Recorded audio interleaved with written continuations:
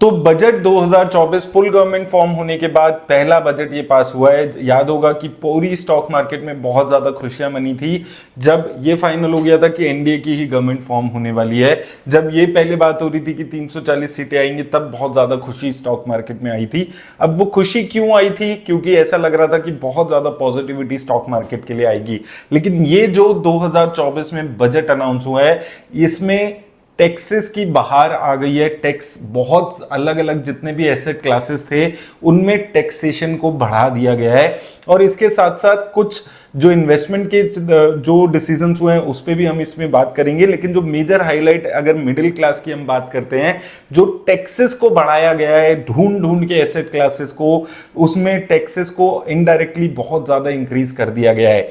सबसे पहले stock market के टैक्सेस की बात करते हैं। शॉर्ट टर्म कैपिटल गेन्स, अगर आप स्टॉक मार्केट में या म्यूचुअल फंड्स में स्टॉक्स को होल्ड करते हैं 1 साल से कम तक, तो आपको 15% का टैक्स देना पड़ता था। अब वही टैक्स आपको 20% के आसपास का देना होगा, यानी कि लगभग 25%, 33% के आसपास का इंक्रीमेंट आपको शॉर्ट टर्म कैपिटल गेन्स में आप यहां पर हो गया है। Secondly, long term capital gains, यानी कि वो टैक्स जो आपको 1 साल से ज्यादा अगर आप इक्विटी को होल्ड करते थे तो देना पड़ता था। आज से 10 साल पहले ये 0 हुआ करता था। कुछ साल पहले नया सिस्टम से इसमें लॉन्ग टर्म कैपिटल गेन्स में टैक्स को इंट्रोड्यूस किया गया, 10% का टैक्स लगाया गया।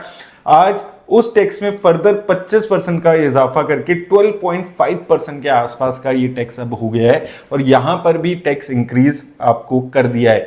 तीसरा, अगर आप एफएनओ में ट्रेड करते हैं तो सिक्योरिटी ट्रांजैक्शन टैक्स जो पहले 0.02% के आसपास हुआ करता था वो अभी बढ़ाकर 0.1% के आसपास कर दिया, यानी कि 5 गुना सीधा जो सिक्योरिटी ट्रांजैक्शन टैक्स था उसको कर दिया गया है।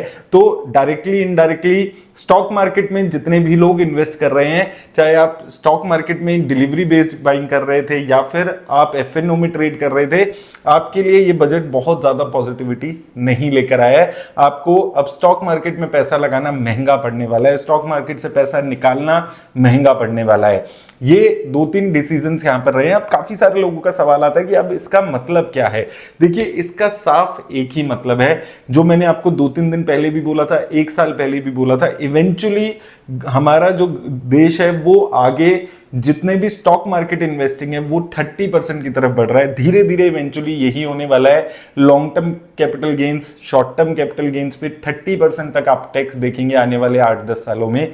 आज से 10 साल पहले 0 था, फिर 10% किया गया, अब 12.5% के आसपास कर दिया है और धीरे धीरे इसको बढ़ाया ही जाएगा।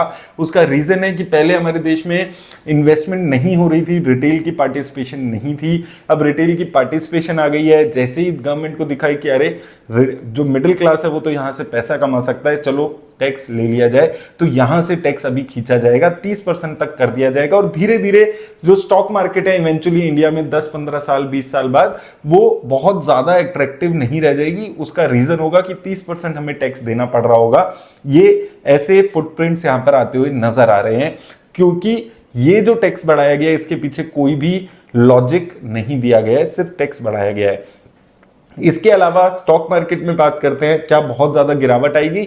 गिरावट का कहना मुश्किल है, लेकिन ये चीज बहुत ज्यादा कंफर्म्ड है कि ये जो वन साइडेड रैली देखने को मिल रही थी इस पे थोड़ी ब्रेक लगने वाली है अभी के लिए। और जो भी बेनिफिट्स आपको मिल रहे हैं उसमें थोड़ा थोड़ा आपको कमी देखने को मिलेगी।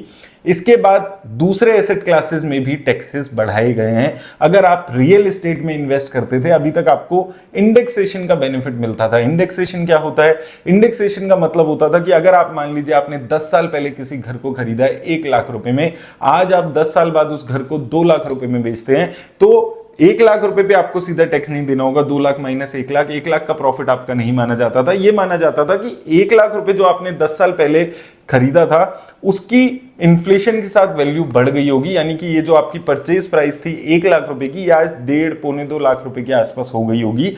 और 2 लाख में आपने बेचा है तो आप मान सकते हैं 2 लाख माइनस 1.5 लाख, 50,000 रुपए आपको टैक्स कैलकुलेट करके देना होता था। अब ये इंडेक्सेशन का बेनिफिट ही खत्म कर दिया गया है, यानी कि आपने 10 साल 20 साल 30 साल पहले भी घर खरीदा होगा तो भी इंडेक्सेशन का बेनिफिट आपको नहीं मिलेगा। ये एक मेजर सेटबैक है। इनडायरेक्टली यहां पर टैक्स बहुत ज्यादा बढ़ जाएगा। और ये किस किस एसेट क्लास पे गया है, सभी एसेट क्लासेस से अब इंडेक्सेशन हटा दिया गया है। इसमें सबसे बड़ा झटका रियल एस्टेट को लगेगा, इसके साथ साथ गोल्ड को भी बहुत बड़ा झटका यहां पर लगने वाला है। और इनका जो टैक्स होगा वो 12.5% के आसपास होगा, जिसको इवेंचुअली आने वाले 8-10 सालों में फिर से गवर्नमेंट 20-30% कर देगी। तो रियल एस्टेट में अगर आप इन्वेस्ट कर रहे हैं, आप पैसा कमाने वाले थे, तो यहां पर भी आपको ज्यादा टैक्स देना होगा। गोल्ड में आपको ज्यादा टैक्स देना होगा इवेंचुअली, स्टॉक मार्केट में आपको ज्यादा टैक्स देना होगा। तो ये 2-3 एसेट क्लासेस हैं जहां पर आपको टैक्स ही टैक्स देना होगा। आप लोग वेट कर रहे थे कि अरे वाह, हमने तो गवर्नमेंट को चूज किया, अब हमारे बेनिफिट के लिए बहुत सारी चीजें की जाएंगी।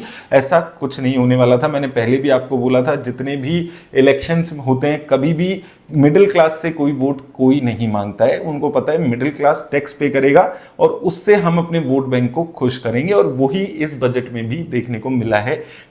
थोड़ा बहुत एक लड्डू दिया गया है मिडिल क्लास को कि जो स्लैब रेट है न्यू टैक्स रेजिम में, उसको 2.5 लाख से 3 लाख कर दिया गया है। शानदार 50,000 रुपए स्लैब रेट बढ़ा दिया गया है। मुबारक हो आप सब लोगों को। पूरे साल में आप 17,000 रुपए की सेविंग कर पाएंगे। तो मिडिल क्लास के लिए एक बहुत बड़ी खुशखबरी है। 50,000 रुपए से स्लैब रेट चेंज किया गया है। इसके अलावा जो ओल्ड टैक्स रेजिम था उसमें कोई चेंजेस नहीं है, कोई डिडक्शन नहीं बढ़ाई गई। 80C, 80D, 80G किसी में भी डिडक्शन बढ़ाई नहीं गई है, और वहां पर कोई भी चेंजेस नहीं किए गए हैं। ना आपकी पीपीएफ की डिडक्शन बढ़ाई गई है। तो सेविंग अब एंकरेज नहीं की जा रही है। अब एंकरेज किया जाए कि आप कैसे ज्यादा टैक्स दे और मिडिल क्लास से ज्यादा टैक्स खींचा जाए। तो उस तरीके से यहां पर इस वक्त गवर्नमेंट की सोच चलती हुई नजर आ रही है, क्योंकि उन्हें पता है कि मिडिल क्लास वोट बैंक नहीं होता है। एंटरटेनमेंट उनको दे दिया जाएगा। हर 6 महीने में कोई वर्ल्ड कप होगा, कोई आईपीएल होगा, तो वो अपना एंटरटेन रहेंगे और वो ये चीजें भूलते रहेंगे। तो बहुत ही एक शानदार बजट इस वक्त मान सकते हैं आप, जो मिडिल क्लास है उसके लिए आया है। आप सभी को मुबारक हो। आप सबका टैक्स बढ़ने वाला है। आप कहीं पर भी इन्वेस्ट करें, आपको ज्यादा टैक्स देना होगा। अब ये जो पैसा है इसको गवर्नमेंट कहां इन्वेस्ट करेगी? कुछ चीजें सस्ती हुई हैं, कुछ चीजें महंगी हुई हैं, वो भी हम देख लेते हैं। तो चीपर जो हुई हैं चीजें इस बजट में, कैंसर की medicine, mobile phone, silver, imported gold, leather goods और सी फूड, ये सस्ते हुए हैं। वहीं दूसरी तरह एमोनियम नाइट्रेट, प्लास्टिक प्रोडक्ट्स और टेलीकॉम इक्विपमेंट ये महंगे हुए। ये कुछ प्रोडक्ट्स हैं जहां पर कस्टम ड्यूटी थोड़ा कम ज्यादा करके यहां पर प्रोडक्ट्स को सस्ता और बढ़ाया गया है। अब ये पैसा गवर्नमेंट इन्वेस्ट कहां करने वाला है इवेंचुअली, इसके बारे में अगर हम बात करें तो मनरेगा की जो इनकी स्कीम है वहां पर एलोकेशन बढ़ाया गया है। 60,000 करोड़ से अब 86,000 करोड़ कर दिया गया है। रिसर्च एंड डेवलपमेंट में 840 करोड़ से 1200 करोड़ कर दिया है। न्यूक्लियर पावर प्रोजेक्ट्स में 442 करोड़ से 2200 करोड़ के आसपास कर दिया है। और इसके अलावा मेजरली आप देखेंगे जो डायरेक्ट बेनिफिट ट्रांसफर था वहां पर पैसा बढ़ाया गया है, तो वो आपको अच्छा वोट बैंक जो है वहां पर वोट बैंक मिलते हुए नजर आएगा। सोलर पावर में इंक्रीमेंट किया गया है, डबल कर दिया गया है लगभग एलोकेशन। 5,000 करोड़ के आसपास था, जो 10,000 करोड़ के आसपास की एलोकेशन यहां पर कर दी है। तो ये पैसा जो है डेवलपमेंट में यूज किया जाएगा, और डेवलपमेंट में जितनी भी ये स्कीम्स हैं जो मेजर गवर्नमेंट की स्कीम्स चल रही हैं उनमें इस पैसे को इन्वेस्ट किया जाएगा। और अगर हम एक्सपेंडिचर मेजरली देखें तो डिफेंस सेक्टर में लगभग सबसे ज्यादा 4.5 लाख करोड़ के आसपास, देन रूरल डेवलपमेंट में 2.5 lakh crore, agriculture and allied activities में 1.5 लाख करोड़, और होम अफेयर्स में भी 1.5 लाख करोड़ के आसपास। उसके अलावा education, IT, health, energy, social welfare और कॉमर्स एंड इंडस्ट्री, ये कुछ मेजर सेक्टर्स हैं जिसमें गवर्नमेंट अपना पैसा इन्वेस्ट करने वाली है, एक्सपेंडिचर बेसिकली यहाँ पर करने वाली है। और अगर आप ऐसा मिडिल क्लास ढूंढ रहे हैं कि अरे हमारे लिए इस बजट में क्या है, तो जो पिछले बजट में था आपके लिए वही इस बजट में है।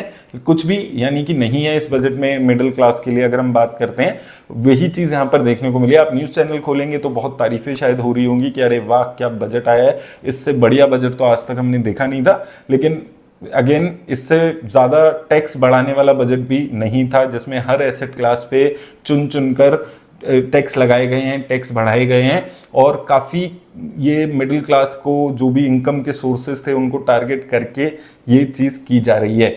तो ये ओवरऑल बजट है। मुझे कमेंट सेक्शन में आप लोग भी बताइएगा आपको बजट कैसा लगा। पर मैं आपको एक चीज गारंटी दे सकता हूं कि आपको शायद आज अच्छा ना लग रहा हो कि आपके टैक्सेस हर जगह बढ़ रहे हैं, लेकिन 2-4 महीने में कोई और अच्छी मूवी आएगी, कोई और अच्छा आईपीएल आएगा, कोई वर्ल्ड कप आएगा और आप सब ये चीजें भूल जाएंगे। इसलिए मिडिल क्लास किसी का भी वोट बैंक नहीं होता। तो उम्मीद करता हूं आपको हेल्प मिलेगी इस वीडियो से। कोई भी आपके सवाल हो तो कमेंट सेक्शन में जरूर पूछेगा। अगर टैक्स पे अलग से डिस्कशन करनी है आपको डिटेल, तो मुझे कमेंट सेक्शन में बता दीजिएगा, मैं अलग से डिटेल्ड एक वीडियो इस पे बना दूंगा। मेरी तरफ से बस इतना ही, धन्यवाद।